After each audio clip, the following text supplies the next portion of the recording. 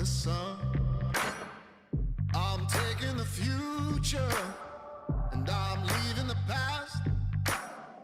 There's a sign on the road less traveled that's saying don't look back.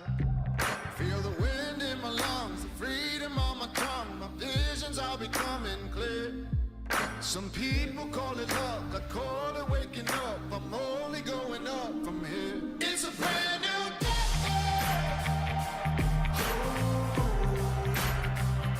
A brand new day. It's a brand new day.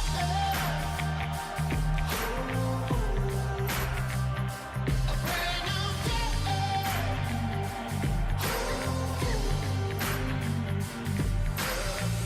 Nothing but the horizon is standing in my way. Some people like to dream of tomorrow, but I'ma give it all today. Feel the wind in my lungs, the freedom on my tongue. My visions are becoming clear. Some people call it luck, I call it waking up. I'm only going up from here. It's a brand new day.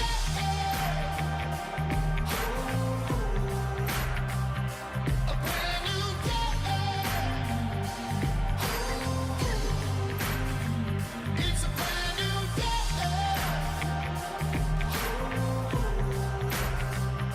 A brand new day.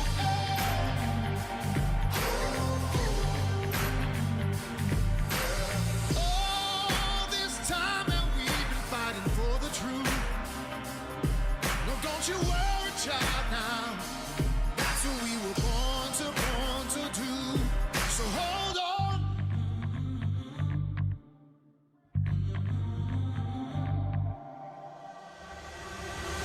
It's a brand new day.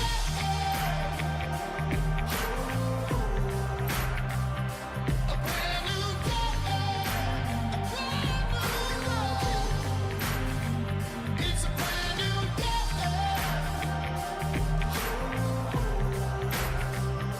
A brand new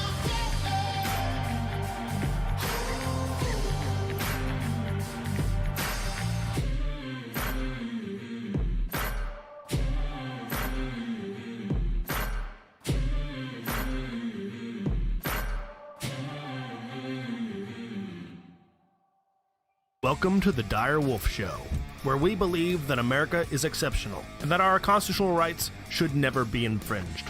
I am Dire Wolf. On our show, we bring you the truth and debunk fake news. If you love laughing at the insanity of the regressive left, sit back and relax. Boy, do I have a show for you.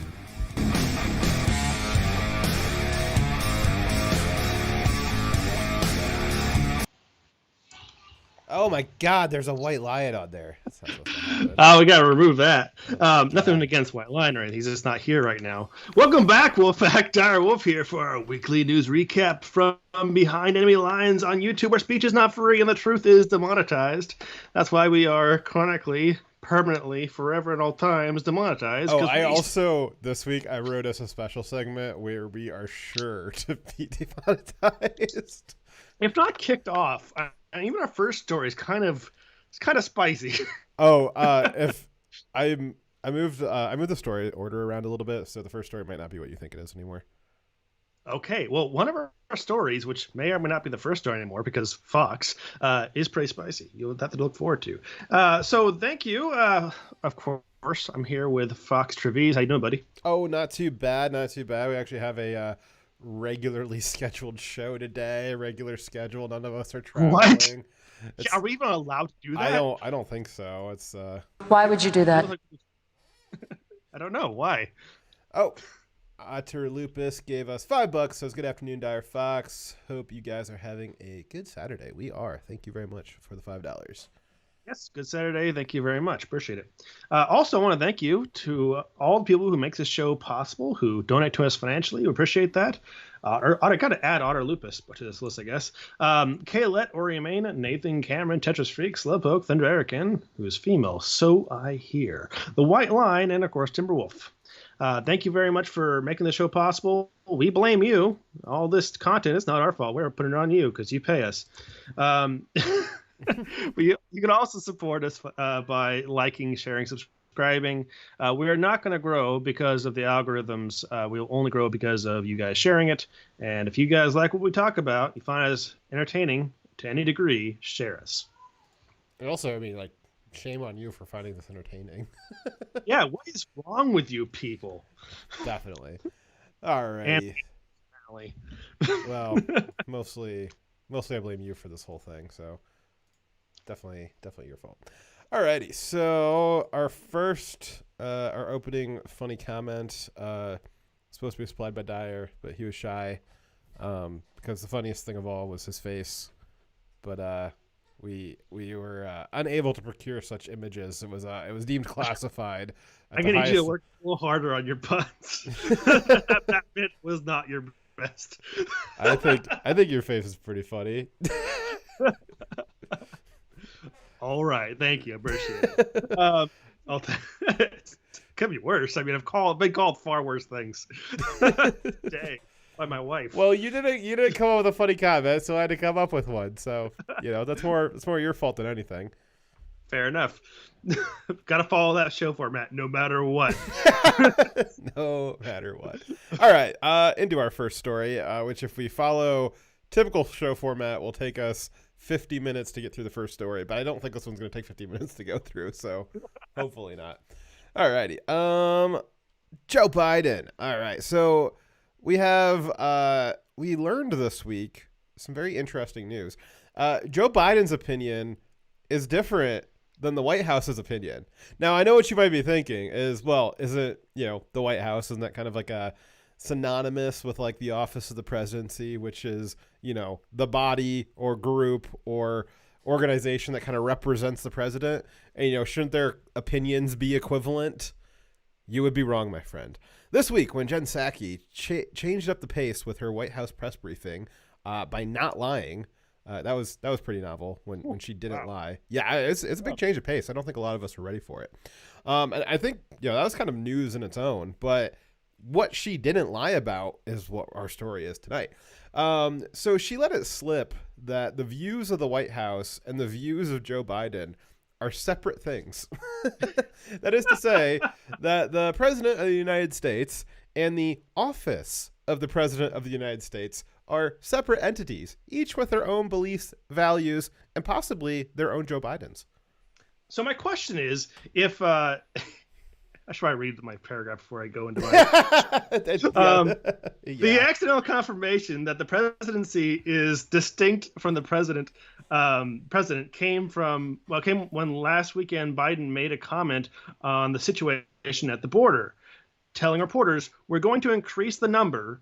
The problem was that the refugee part was working on the crisis that ended up on the border with young people. We couldn't do two things at once, but now we're going to increase the number." Now, if you guys were confused by that, so am I. That's a direct quote. Yeah, we are not entirely sure what in the fuck that meant, but that was a direct quote. Like, that wasn't Dyer tripping up or anything like that. That was the quote.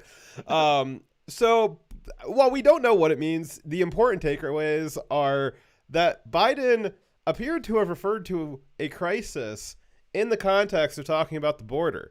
Now, this is really interesting because the Biden administration has vehemently opposed the labeling of the border situation as a crisis. They preferred to call it the border situation.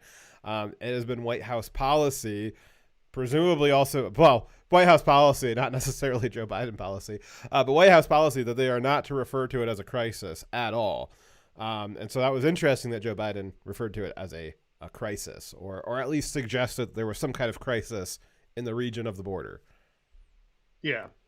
When asked about if this was a change in messaging, Jen Psaki had this to say, quote, "The president does not feel that children coming to our border, seeking refuge from violence, economic hardships, and other dire circumstances is a crisis. He does feel that the crisis in Central America, that the crisis in Central America, the dire circumstances that many are fleeing from, that that is a situation we need to spend our time, our effort on. Is that also a direct quote? Because that stutter Yes. as well. Yes. Okay. Yeah, I thought it'd be funny to give Dyer direct quotes to read that had stutters as a part of the quote. I thought it'd be funny to make him read this. When I was organizing this, I organized it so that you would read those parts. Thanks, appreciate it. So it's she speaks only slightly more intelligibly than she does. Oh, that's right, than he does. But both those quotes were pretty bad. Yeah. So, but basically, you've got Joe Biden referring to the crisis on the border, and then you've got Jen Psaki saying the president does not feel that children coming to the border is a crisis. But he said he did. Yes, but Joe Biden, as we know, is not the president. So I guess Jen is kind of letting it slip there. Again, like Joe Biden and the president, two different people. As CNN put it, quote, the president's use of crisis doesn't represent the administration's official position. So Okay, so who makes in a presidency? Who sets the positions and policy of the administrative branch? George Soros. Usually, Oil companies? no, Amazon? no, Wall Street? no. Even if those are influences, that's not the who. military industrial complex? Still no. Oh. It- Is it someone is it different. wait. Is it the president?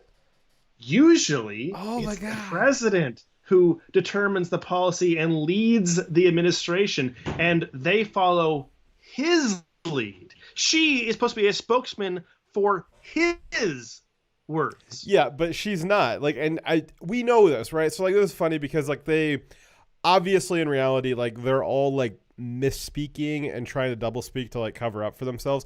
But in doing that, they're actually saying what we all believe the real state of affairs to be, that Joe Biden is merely a puppet figurehead who is taking direction. Not that presidents aren't beholden to other interest groups every administration, but Joe Biden much more so, and is much more so just, you know, kind of a rubber stamp that's signing off on executive orders that other people are writing and wanting him to do. And Jen Psaki's basically doing that. Jen Psaki doesn't represent Joe Biden because Joe Biden said a thing, and she goes, no.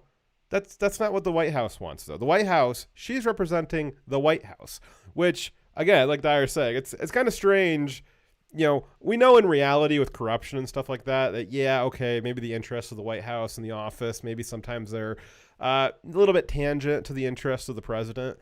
But this has been like, what Jen is describing is kind of like a clean break, where there is a fully separate set of opinions that the quote-unquote White House holds, as opposed to Joe Biden, who is currently the president. That's pretty wild. And the quote from CNN, this is from a quote from a CNN article, that the president's use of the crisis label doesn't represent the administration's official position. How could Joe Biden, the president, how could something he say not represent what his administration thinks? That's pretty wild. Yeah, it's actually not just wild, it's troubling, because we elect a president because we're electing that person to lead the entire apparatus, where we are hoping that they are the ones, the person whose opinions that we listen to when they did debates and when they made arguments to us, made promises to us. We elected that person to make good on those promises, and we're expecting that person to actually be in control. We don't expect them to go sit in an office and be a figurehead, and nothing they say actually matters, and a group of people we didn't elect and don't know are actually the ones leading the country. That's troubling. Yeah. So another way to phrase this would be, you know, Joe Biden is free to have his opinions, but the deep state has other opinions, and that is the direction that the country is going to be going in. So I think that trying to do cover for Joe Biden using the forbidden word crisis, just let it go and let him call it a crisis. Like, they should have just conceded that. It would have been, I think it would have saved a lot more face. Now, again, when you have just this infinite propaganda network of all the mainstream media, you know, running propaganda interference for you, it doesn't really matter what you say. But if I had to make the choice between conceding that there was a crisis on the border or just giving up the goose that the entire administration is not represented by Joe Biden, I think I would have just given up the border crisis thing. I think that was the lesser ask. It also would have been easy for them to say that he misspoke and that he didn't really mean that. This would have been a perfect time to bring up the stutter, right? They always want to trot that out. This would have been a perfect time to trot that back out. But instead, they accidentally gave out, just kind of gave up the game, saying like, well, the president and the administrations, they're different things. We did learn from them that a stutter can mean basically anything. Joe Biden's not racist. It's a stutter. I'm sorry, having a stutter doesn't make you like disparage black people. Constantly. That's not how that works. All right. Well, I as much as it pains me, we're done with this story. I know we've got another 40 minutes traditionally to run through the first story, but I guess we'll have to move on. Wow. Okay. I mean, I'm not sure. It doesn't feel right. Just like Jen Psaki telling the truth. This is like new territory for us. All right. Our next story. Sorry, Cenk Uygur, but the Armenian genocide was real. On Saturday, Joe Biden became the first American president in 3 decades to officially call the mass killing of Armenians on the Ottoman Empire by the Ottoman Empire during World War I a genocide. Now, why this came up, I don't know, but Joe Biden did acknowledge the Armenian genocide, which, I mean... He thought it was still World War I. Yeah.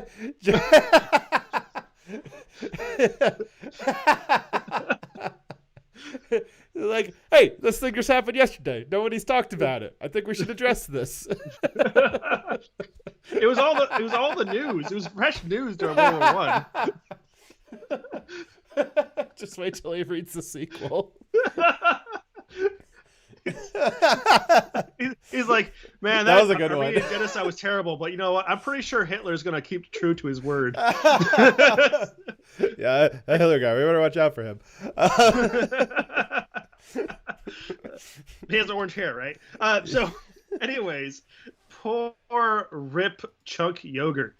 Yes, Cenk, the founder of and host of the Young Turks, is infamous for his vehement denial of the Armenian genocide. He denied it so much that the name of his network, the Young Turks, shares the name of the original political movement that enacted the Armenian genocide. For all the Cenk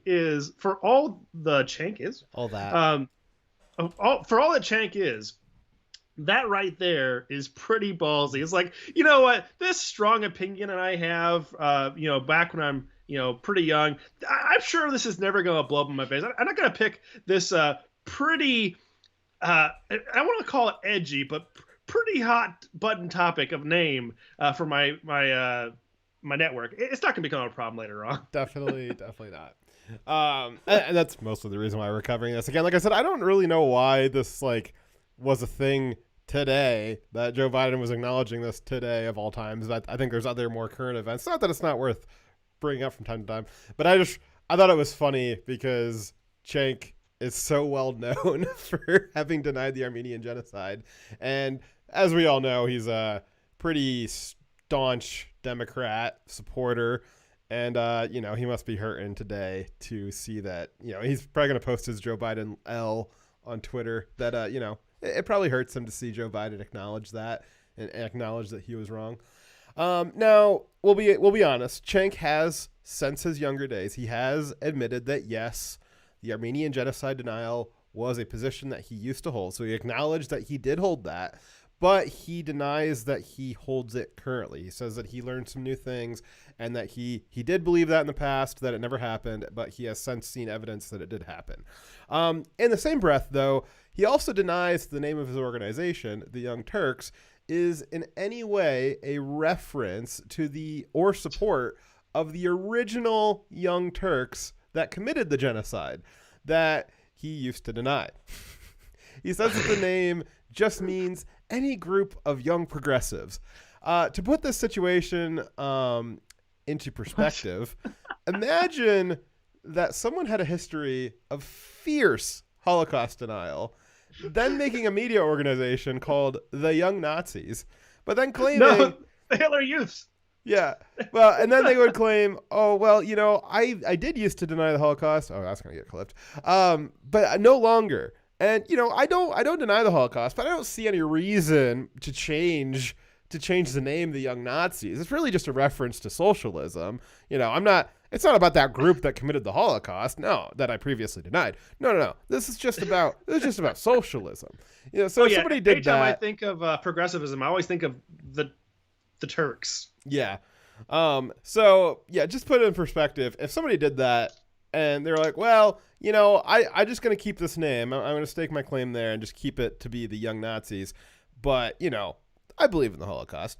I don't know if I'd believe them. So same thing to Cenk. I don't know if I believe him that he's kept that name. It's such a spicy name. Like, the National Socialist, if you just look at the words as is, it could just mean National Socialism, but it's so clearly linked with a specific event in history, just as the Young Turks are. Yes. He could have called himself the Young Progressives. If that's what he really wanted. And now that we have said Holocaust, Nazis, and genocide, the prerequisite numbers to be put on the FBI listing, thank you for that, we would just like to say that good job, Joe Biden, for acknowledging basic reality. We know it's hard for you sometimes to accept the normal reality everyone else is seeing, but we can't criticize him for this. He did do the right thing. It was kind of weird that he had to. So yeah, good on you, Joe Biden. Hey, I mean, I haven't heard Trump denying the Armenian Holocaust recently. Yeah, I mean, so. I guess Trump didn't come out and say, yeah, that Trump time when the Turks or a group of Turks went and genocided 1 million Armenians. Yeah, I'm expecting that actually happened. It's in the history books, but I'm just going out and telling you now, I agree with the history books. You know what? I would. The Turks are allowed to believe whatever they want if they would just pay their fucking share of the NATO budget. You know what? They made Trump say that Nazis were bad like every other day. So maybe they should make Biden say that the Young Turks and the Armenian genocide were bad every other day. It don't be fair. I think Cenk should have to say it every other day, but. Yes. Alrighty. Well, moving on to our. Are you ready to move on to our next story? No, we still got more story. Oh, we do. Oh my God, we do. That's what I explained what the Armenian genocide was. Oh yeah, we haven't done that yet. Okay, so just to make sure you guys have all the facts, here's a little bit more background on what the Armenian genocide was. During the Ottomans' invasion of Russia and Prussian territory, that was back in like the early 1900s, like 1910s. World War I. They killed around 1 million ethnic Armenians. That's quite a bit. Most of the deaths were caused by the Armenians being deported. And by deported, we mean sent on death marches through the Syrian desert with no supplies. It's rough. And to this day, Turkey says that their deportation, quote unquote, of the Armenians was not murder. It was just deportation. Yeah, but making them march for like a very, very long time with no food or water through a desert is murder. Under armed guard. So the Young Turks, not the progressive media group, the revolutionary group in Turkey at the time, they also hated the Armenians. Them and the government both hated the Armenians. And the Ottoman Empire allowed and aided the Young Turks to kill between, just in one instance, 20,000 to 25,000 people, mostly Armenians, in the city of Adana and nearby towns. So the Ottoman Empire themselves killed 1 million, but the Young Turks, just that group, have their own little genocide of 20,000 to 25,000 people that was killed as part of that number. And that I was going to point out that the massacre was conducted by the mostly peaceful Muslims and was conducted against the Armenians, which were Christians. Well, I mean, yeah, they were, only spending like 7% of their day killing Armenian Christians. Like the other 93% of their day was just like, doing other stuff, not killing. So I mean, it was mostly peaceful. Yeah. Because that's the ratio, right? As long as it's at least 93% not killing people or burning their stuff or causing general destruction and mayhem, as long as it's 93%, it's mostly peaceful. Well, it's also like the Ottoman Empire didn't report on it, so it didn't happen, right? Yes. That's just like when the news media doesn't report on riots, then they don't really happen. Exactly. Right? Exactly. Now we're all getting it. Okay. It seems funny that there's this kind of gets into like kind of a deeper philosophy between like America and Europe. There's just never really been anything like America. Everything that's against America has its roots in European philosophy. I know Turkey's kind of getting off on the edge of what's considered Europe there. But you look at all of the progressives and the communists and the Marxists, and all of their thought originates from Europe. And all of it has this really similar collective bent to it. And they all universally have genocides in their history. Their ideological forefathers all have genocide in their histories. America is... that's why I think it's funny when you've got like the right and the left in Europe, and then you've got the right and left in America. Now, the American left has become European left in the last 15 to 20 years. But previously, there was just like this whole other type of way of looking at things in America that was unique to how Europe looked at it. And every time there is a group trying to subvert America and the American culture, every time it always has its roots in European culture and European history, and they always have some kind of genocide in their history about it. And it just seems interesting that they all seem to gravitate towards those ideas. And then they'll go ahead and repaint them. They'll rewrite the history and say, well, it might have been, just a couple years ago, the Young Turks were running around killing Christians. But, like, we don't mean to do that now. It's okay. Just, paper over it. It's, we just mean progressive. Yeah. All right. Well, now we're ready for the next story. All right. Are you ready? So DC statehood. Okay. Well, look at this. DC's ready to be a state. Look at how much of an army they got there. They're ready. So yeah, DC statehood now, or else. I mean, they do have their own army. Yeah, you're not gonna like what they do with this 26,000 troops. I don't know. See, that seems a little strange there, but I guess that they're free to ask for it if if they have that big of a standing army. Let's see here. So the Democrat-controlled House approved legislation on Thursday that would make Washington, D.C. the 51st state. Democrats say the bill is a civil rights priority, saying the city's residents deserve self-rule and representation in Congress. I don't suppose you found that video of that one Democrat on the floor listing all the ways that it was racist to oppose this. Did you see that?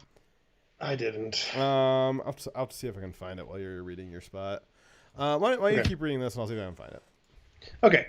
In reality, this is a power grab by Democrats to gain 2 more senators because every state gets 2 senators.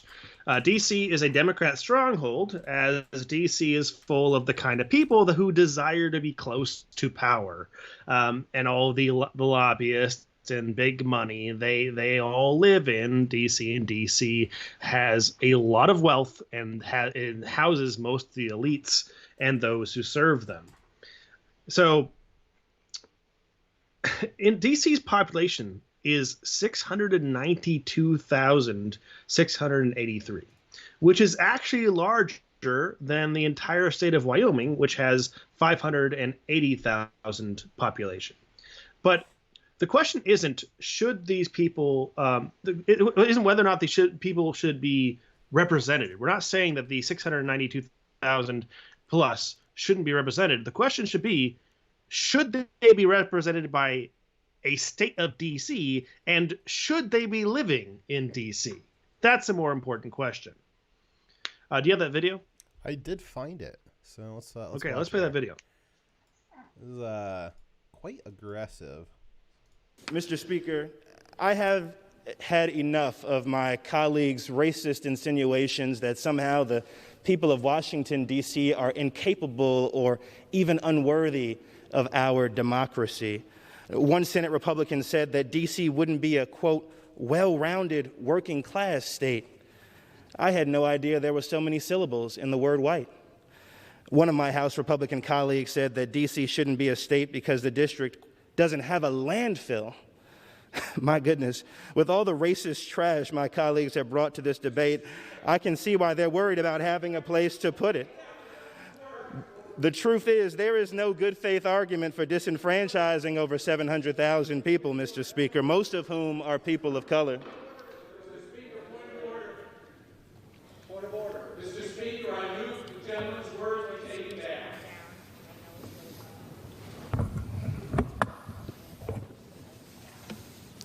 Probably wouldn't pass. What's that?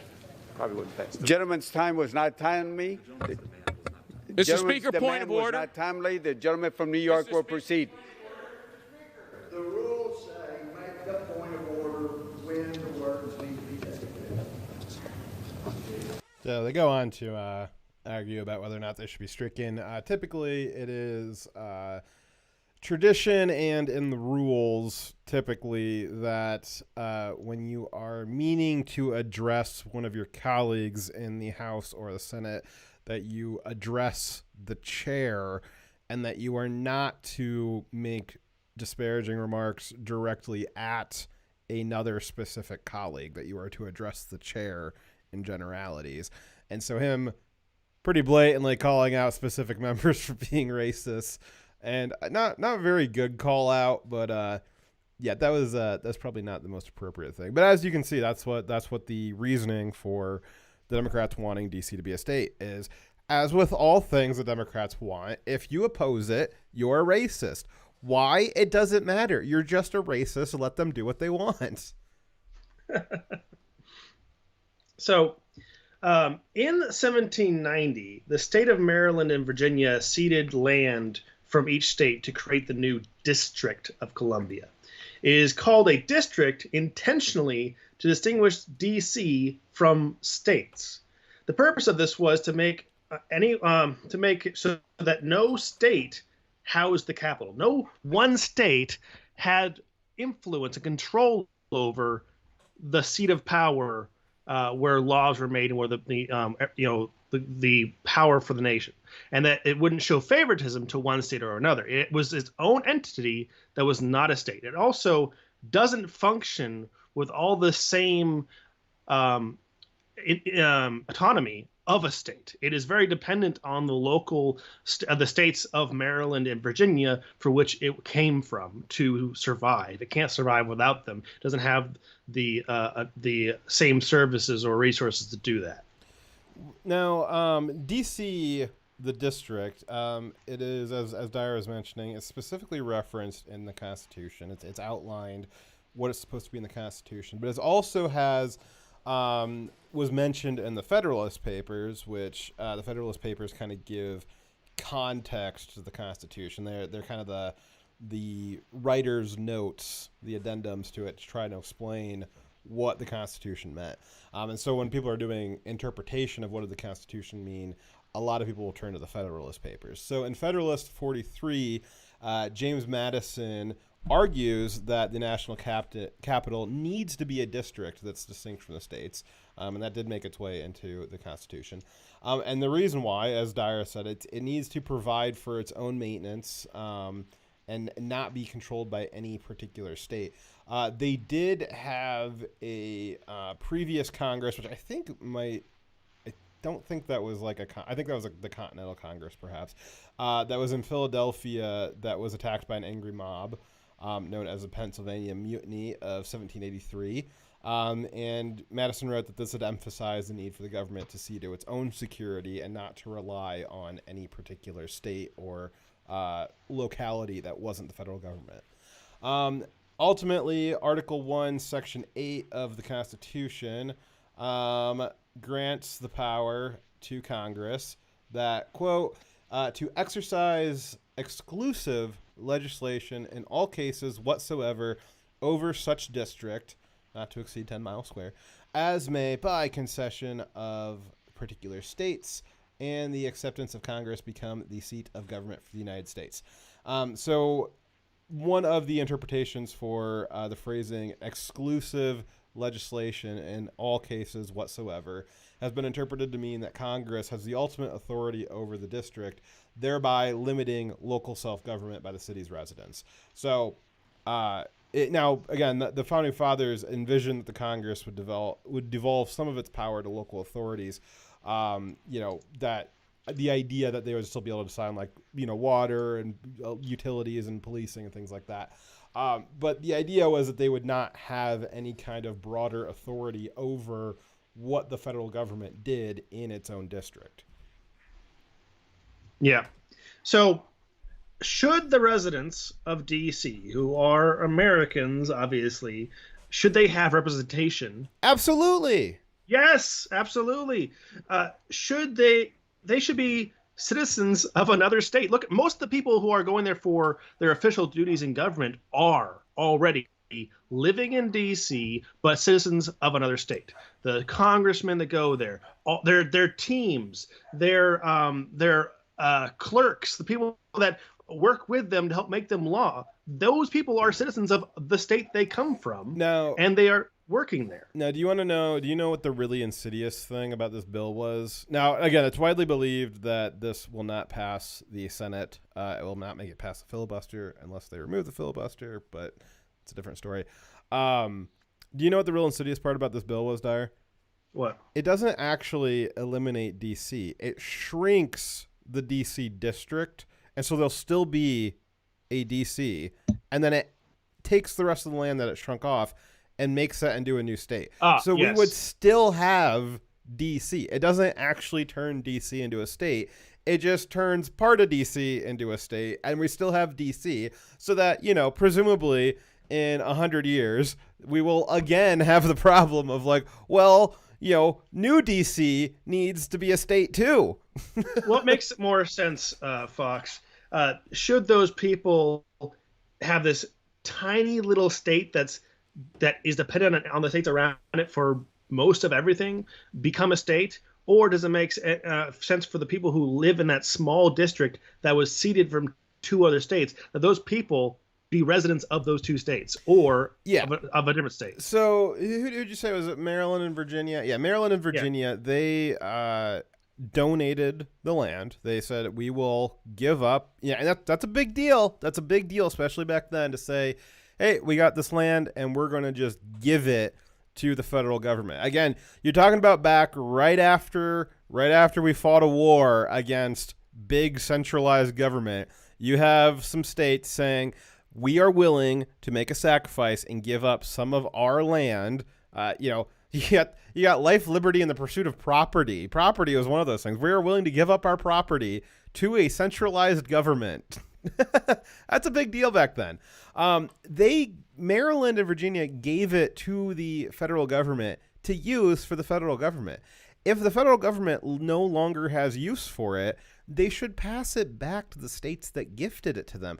It's the idea that Maryland gave the federal government and then the land, and then the federal government turned around and made that land into a new state, which would dilute the votes of Maryland, dilute Maryland's representation, and Virginia. The idea that that was something Maryland thought would happen is absurd. They did not give that land to D.C. to just craft into a new state that would then dilute Maryland's vote. The proper thing to do with it is that if they no longer see it as being part of the District of Columbia, they should pass it back to Maryland. And this would be a great year to do that. I think that if they had just decided, hey, we think that we want to move some of these residential areas, we would like to pass them back to Maryland, we'd like to pass some of them back to Virginia, I think that probably would have passed years ago if that was what their goal was. And this year would be a great year to do it because we're about to redraw districts. So this would be a perfect time that Maryland and Virginia are going to redraw their districts. Great time to put in this new landmass, and they can immediately have representation as part of one of the new redrawn congressional districts. It'd be perfect. But that's not what the Democrats want. They want a new state. They want 2 more votes in the Senate. They want at least 3 more House of Representatives. And that's just not in the spirit of what I think was happening when Maryland and Virginia gave up their land. I really don't think that in their mind, I know it was 250 years ago, but I really don't think in their mind it was like, oh, well, I'm just going to give this land, again, I'm going to give up a little bit of our autonomy, and the federal government is going to turn around and turn that into something that dilutes my power. I don't think that was the intention. I definitely don't. And also, when they first were creating DC, it wasn't meant to be populated like this. It was mostly just open, big areas for the Capitol building and parks and like big what's called architecture to show how grand our country was. The current density is specifically an outgrowth of the superstate, the federal Leviathan, as Mark Levin calls it, of bureaucracy. You've got all of these agencies that were just spawned into existence the last 75 years. You've got a bunch of military outposts there, which I think it was insane that Trump decided to put the new Space Force HQ in DC. They should have put that somewhere else. You've got the FBI, the NSA, the CIA, all 5-6 branches now. You've got all the embassies, which the embassies, that's probably a fine place for them. But then you've got all, the EPA and the IRS and the Department of Energy and on and on and on. And the density in the population is really a result of needing labor to feed the federal Leviathan. They gotta have people that are sweeping the floors and cleaning their toilets and making their tortillas. If they didn't have this giant centralization of power there, they wouldn't require so many people to support it. There's been proposals, and I definitely think that Trump should have forced them to do it. There's been proposals to break up DC and move some of the agencies, put them into struggling areas. If you took the giant Hoover building and moved the FBI headquarters to some struggling Midwest state and put it next to it, you would revitalize the hell out of that city. You could make jobs with construction work and supporting that, and there would be, basically revitalize whole areas, whole regions. Now, if you do that with just one building, imagine if you did that with 50 different agencies. You start scattering them all over the United States. There's no it's 2021. There's no reason for all these places to be in actually DC. A security risk. It is a security risk. Realistically, all 6 branches, the Pentagon should be essentially virtualized. All 6 branches should have their HQs as far apart as possible. You've got so much leadership there. Now, again, it makes sense when you got like horse-drawn carriages and stuff like that to centralize some of those things, but it's just completely unnecessary now. And Trump, I know that there was a discussion about this back when Trump got into office about maybe booting a few of these agencies and telling them to go find some other location. And not only did he not do that, like I said, when Space Force came up and they were trying to decide where the headquarters was going to be, they put it in DC. That's nuts. Put it anywhere but DC. Pick any Midwest state that is struggling and say, hey, you guys are going to be the hub for space. That would be a big boon to them. Go put the NSA in one of these internet gray areas where the internet's super slow and there's no internet infrastructure. Go say, hey, NSA, you need to go park your ass over there, and then you build out the infrastructure to all these struggling areas. That would be something. But we just have this giant centralization, and they don't see a problem with it being super centralized like that. The only problem they see is, well, all of our working class slaves that we have, cleaning the buildings and stuff, well, we need to make sure that they've got representation. Wink, wink. Yeah, being in DC is a dream for the elites. This is where they get to be around their peer group of elites, and they get to have a really nice quality of life provided by their serf class. But having all of them in one place, which is like just a status symbol for them, really, because it has no practical benefit to it. It's a huge security risk where it with one decent sized terrorist attack, they could do a lot of damage to our government. I don't want the government to be healthy just for the sake of government officials being healthy. I want our ability, our ability for our country to function, to exist, right? So I really would like that to be decentralized, especially since we have all this technology that allows decentralizations to allow us to survive and keep fighting another day. But they, for some reason, just want to have all these important things in one area. And then again, like Fox said, a lot of this, the stuff that's in DC is just the swamp. It's unnecessary. It's bloat that's just there, wasting our tax dollars and creating more regulation with no sense. Yeah, Triumvirate is correcting me a little bit. He said the Department of Agriculture did move, or was slated to be moved to Kansas City, and that is something that Trump did, and that it's already been a big boom to the economy there, which is exactly what I was saying. There's a statistic out there. I can't remember what it is specifically, but you guys probably remember at least hearing it be mentioned if you don't know what it is. But there's a statistic that there is like a ridiculous number of Porsche dealerships like in DC. And in the region, and it's just far exceeds any other place on the planet. The reason why that's a stat is because it's indicative, right? The reasoning why there's so many Porsche dealerships there as well. There's a lot of money there. Why is there a lot of money there? Well, I don't know. It's just a thing. For some reason, money just flows into DC. There's no particular reason why. I don't think too hard about it. Just let them buy their Porsche and you go sweep their toilets. If some of that money was to be, I don't know, call it spread around, given to the people. No, but if you were to start moving some of that around, you would have less concentrations of wealth. Now, with big cities, we see a similar thing with big cities, right? Where you got big business and Wall Street and all that stuff. They've centralized in the cities, and that's where they have these giant wealth disparities because they've got a lot of capital flowing in. So you've got these ultra wealthy people who require less wealthy people to kind of maintain their status of life, drive their cars around, sweep their toilets, all that stuff. Yes, I know. I'm saying sweep their toilets because I think it's funny. But the one place, and I'm not saying that we should have government regulation that disperses that. That might be a different conversation.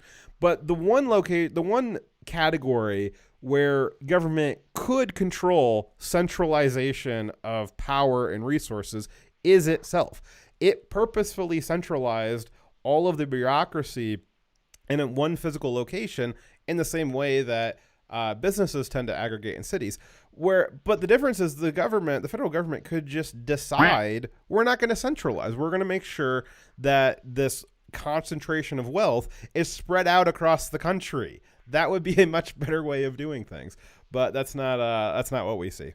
So, but thank you for the follow, old American gal. Much appreciated. So I guess to re-summarize, bring it back to the main topic at hand, the entire need for DC to be a state, the only reason why there is people there that are not represented and the numbers that they're at. The only reason why there's that many people there, he said 700,000, I think. The only reason why there's that concentration of people who don't have representation is because they are supporting the federal Leviathan. If there was less agencies concentrated in that one place, then you wouldn't need that many people there. There wouldn't be a need for that much concentration of people. So you wouldn't actually have the problem of not being represented. Now, obviously, they're not going to execute my plan of let's move all the bureaucracies out and spread them out across the states. They're not going to do that. That's not really realistic. But what is realistic would be to, if the residential areas don't want to be part of the district anymore and they would like to be represented, just give them back to the states. Give them back to Maryland and Virginia. They do not need to become their own state. So there's a couple Or just of let solutions. them drive a few miles to Maryland or Virginia and just vote there. That's silly. Direwolf Media does not endorse voting in states that you don't live No, in. no. Like they should become officially citizens of those states. Well, no, that's and what I'm be saying. voting That's legally. that's what my plan would be. Yeah. It would be you just extend the borders of the state, so they don't have to move. It would just be the borders would move to them. No, that's what I'm saying. Yeah, that you can still call it the district. You can still call it D.C. District of Columbia, but you can have They could call it DC County or something. I don't care. Yeah, but then they'll have the line in on the map of if you're on this side, you are a citizen of Maryland and you vote in Maryland's elections. If you're on this side, you're a citizen of Virginia and you vote in elections. Unless you are working in D.C. and you're actually from another state, then you just vote in that state. It's that easy. They are only making this a problem, making it more complicated than it has to be because they want power. They want those additional votes. Yeah, and what you were saying, that's was something we talked about before the show too. Is like a third sort of option is you're allowed to live in DC, but you are not allowed to have a permanent residency in DC. So you can live there on a temporary basis if you're support staff or whatever, but you can't have your permanent voting address be there. You have to have a separate residence somewhere else. That could be an option too. I don't know how practical that is for all the areas, but again, we proposed a few different things that were possible solutions to getting these people represented, and I think that was a worthwhile discussion. Some of the ideas were better than others, but as you saw, any opposition to this whatsoever is racist. Why is it racist? Yep. Well, because it's something the Democrats want, and you opposing the Democrats is racist. You can't disagree with the Democrat. That's immoral. How dare you? How dare you? How dare you? Okay, so destroy my childhood. I did destroy your childhood. Okay, so we are making great time. Are you satisfied? Yeah. Are you satisfied with this story? What the hell is this? What the hell's what? Democrat. Yes. Yes, this is the big story that used to be the first story. Yes, but now it's not. We're gonna do this. We are gonna do it so hard. Do it live. All the lives. Okay, so this is the one that's gonna get us kicked off YouTube. Should I get us off YouTube now? Just how many people are watching us on YouTube? I can't tell. I don't think it updated. Let me check real quick. If we got a good audience over there, we'll. It says 0. I know there's some activity in chat. If you guys are watching on YouTube, head over to DLive in case you lose us. Let's see here. I see 2 people on Twitch. Hello. Oh, hi, Twitch Twitch. users. Do it, lives matter. Okay. Do it live. Alrighty.